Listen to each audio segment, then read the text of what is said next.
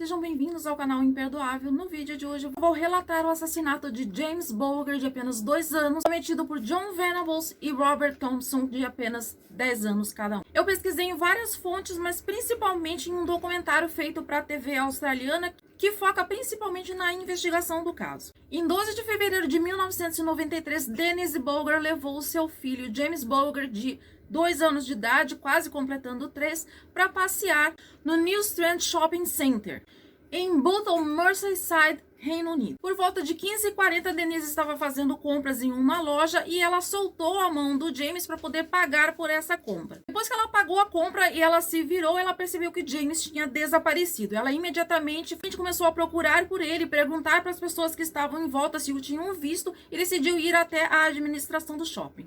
38 minutos depois, a polícia foi chamada até o shopping. A polícia chega rapidamente ao local e logo inicia as buscas. 4 horas depois do desaparecimento, o Departamento de Investigação Criminal da Polícia de Merseyside toma a responsabilidade pela busca. A polícia começa a analisar as imagens do shopping e eventualmente acabam encontrando a imagem que mostra que às 15h42 o James é levado por 2 meninos. As imagens são em VHS de péssima qualidade, então não dá para ver muitos detalhes do rosto dos meninos, mas pela estatura, pela complexão física, eles conseguem perceber que são 2 meninos, que não são adultos que estão levando o James. Em alguns momentos o James está de mãos dadas com um dos meninos e em outros momentos o James está seguindo os dois, mas não está de mãos dadas com eles. Eles levam aproximadamente 1 minuto e meio para sair com o menino do shopping. O problema é que essas imagens só foram vistas muitas horas depois que o menino já tinha desaparecido.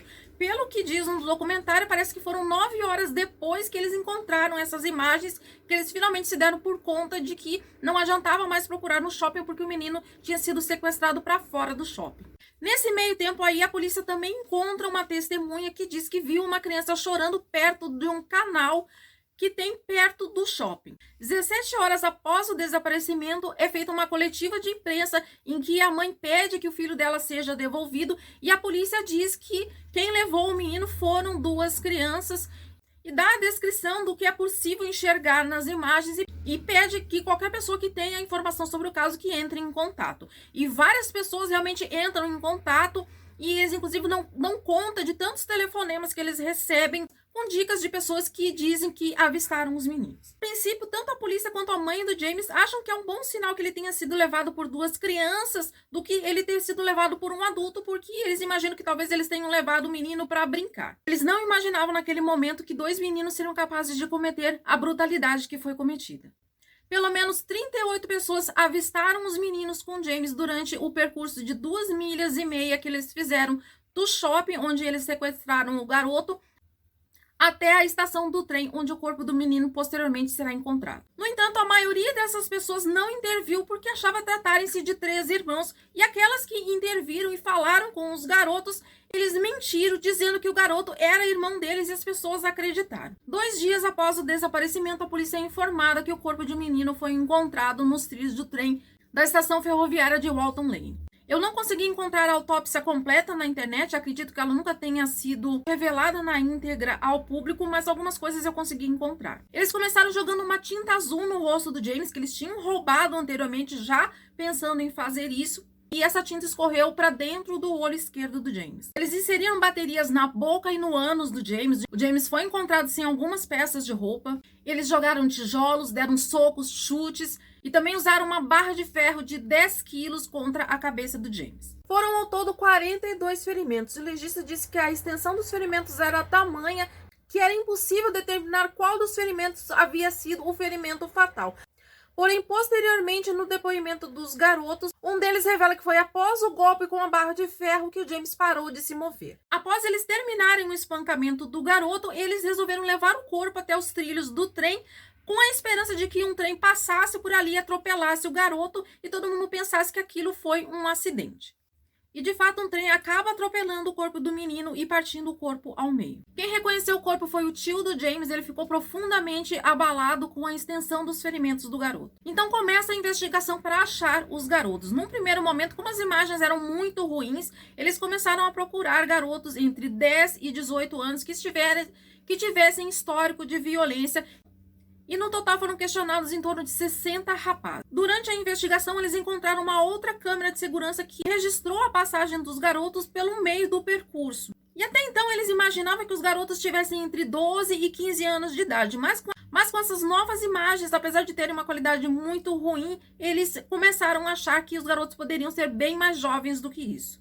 A polícia pede que quem saiba de alguma coisa se manifeste e eles recebem a dica de uma pessoa que agora eu não tenho certeza se era uma pessoa da família ou se era amiga da família, mas que disse que tinha visto o filho dessa família com a roupa toda suja de tinta junto com um garoto que estudava junto com ele. E é assim que no 5º dia após o desaparecimento, a polícia vai prender John Venables e Robert Thompson nas suas respectivas casas com equipes diferentes. E aí levam os dois para interrogatório em 2 delegacias diferentes. E após algumas horas de espera, eles começam o interrogatório. Durante o interrogatório, os garotos vão dar versões diferentes do que aconteceu. Bom, o policial que está entrevistando o John diz que o Robert já contou que os dois foram ao shopping e viram o garotinho, e o John fala que não, que ele nunca esteve lá.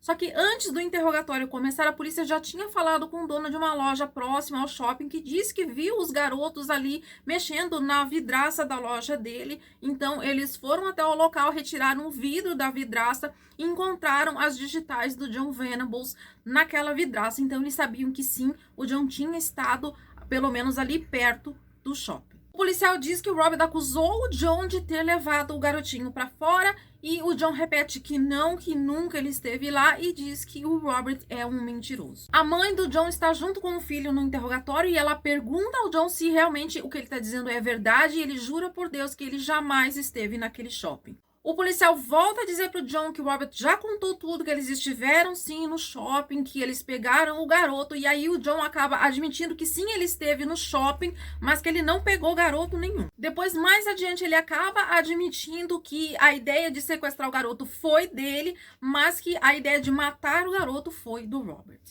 Enquanto isso, na outra delegacia onde o Robert estava sendo interrogado, ele logo admitiu que sim, ele esteve no shopping e que ele viu o garoto, e ele conta que foi o John que falou vem cá e o James foi até ele, e o John pegou ele pela mão e levou para fora do shopping.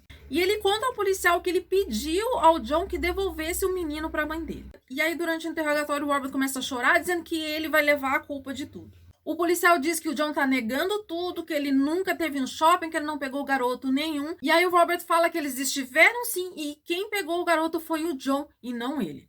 Nesse documentário que eu assisti, o policial que interrogava o Robert disse que ele chorava muito durante o interrogatório, mas que ele não viu nenhuma lágrima escorrendo dos olhos dele. Aí o Robert começa a perguntar se ele vai para casa, o policial diz que não, e o Robert começa a questionar o policial por que ele ia pegar um bebê se na casa dele já tinha um bebê. Se ele quisesse matar um bebê, ele mataria o bebê que já tinha na casa dele. O policial pergunta se o James chegou a falar alguma coisa e o Robert responde sim, que ele falou eu quero a minha mãe. E do jeito que ele fala, ele parece que está imitando o jeito do James chamar pela mãe dele.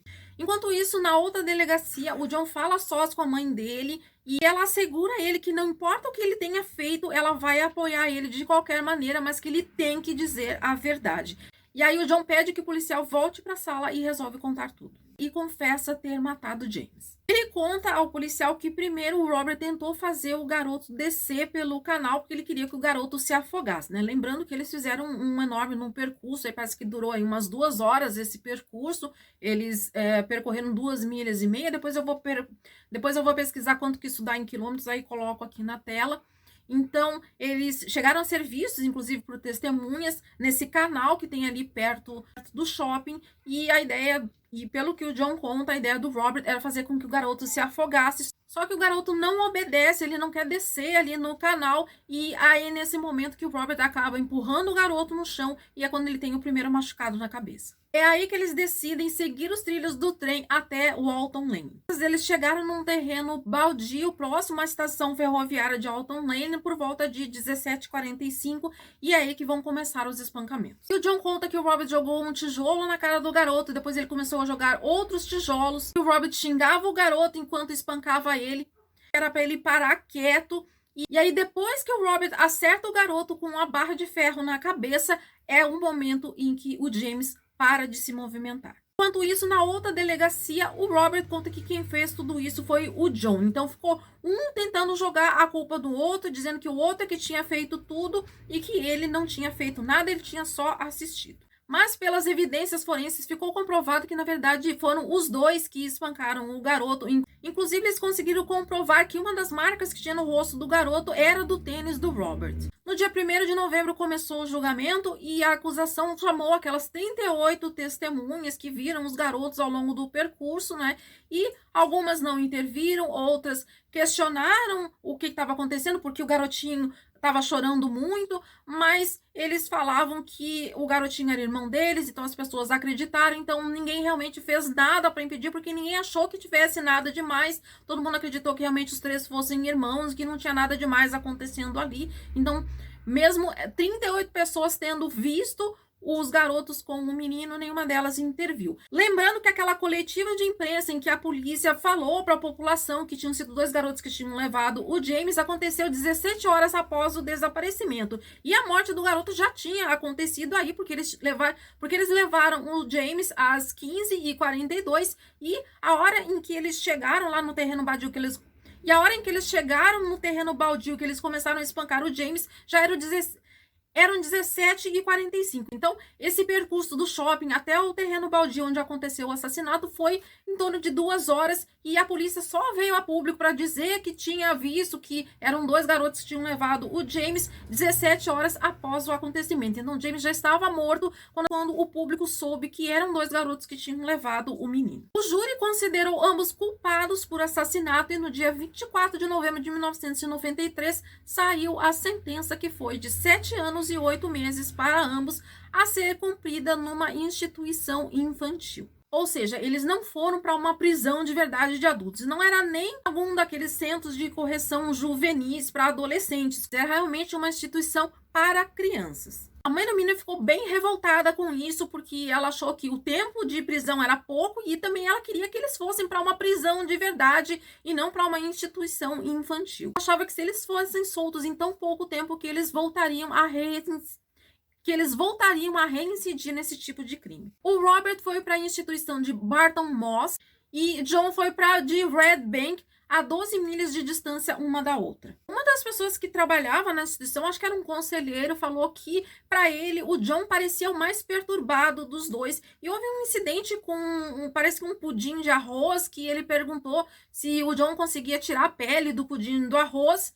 E ele respondeu, me traz um bebê aqui que eu tiro a pele do bebê. Em junho de 2001, eles foram soltos e ganharam novas identidades. Robert nunca mais voltou a incorrer no crime, mas o John entrou e saiu da prisão várias vezes. Em 2010, John foi sentenciado a 2 anos de prisão por fazer 57 imagens de pornografia infantil e ter distribuído 7 dessas imagens. Em 2017, ele foi preso de novo e em 2020 ele pediu condicional e a condicional foi negada. Então, creio eu que ele ainda esteja preso até o presente momento, porém, o Robert continua solto com uma nova identidade. Bom, gente, esse foi o caso de hoje. Se você gostou, não esqueça de deixar o seu like. E se ainda não for inscrito no canal, por favor, se inscreva para ver se eu consigo alavancar esse canal. Nos vemos no próximo vídeo e tchau!